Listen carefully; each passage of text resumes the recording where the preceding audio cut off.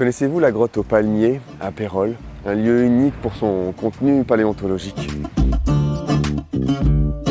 On est dans une grotte qui est située sous le château de Pérols. Ce qui est tout à fait remarquable, ce sont les empreintes de débris végétaux. Au-delà des troncs, on trouve des feuilles, on peut éventuellement trouver des fruits et toutes sortes de débris. Ça va être des morceaux de palmes, des restes aussi de tiges. On a une flore qui nous parle d'un temps où le climat était plutôt tropical, subtropical. Les palmiers sont encore en position de vie finalement. Ils ont été ensevelis dans leur position verticale. Le calcaire est venu recouvrir entièrement ces objets végétaux. Le calcaire est resté, la partie organique a disparu. C'est un environnement très proche de la mer, plutôt une lagune, entre 7 et 3 millions d'années. C'est pas d'une grande précision, c'est ce qu'on appelle la fin du Cénozoïque ou ce qu'on appelle aussi la fin de l'ère tertiaire. C'est une grotte naturelle qui a été remaniée de nombreuses fois. On n'a pas de marque sur les murs qui pourrait nous donner une datation très ancienne, même si toutes les grottes finalement ont été occupées à la préhistoire. Ce que l'on voit, ce sont quelques traces quand même de creusement, certainement du Moyen-Âge, et puis ça a servi de zone de stockage aux paysans qui travaillent juste devant, jusqu'à l'ère moderne finalement. Pendant la Seconde Guerre mondiale,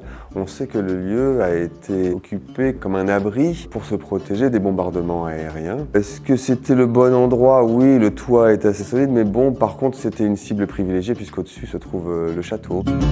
La grotte est fermée par une grille, mais par contre, la mairie organise de nombreux événements qui permettent de venir la visiter.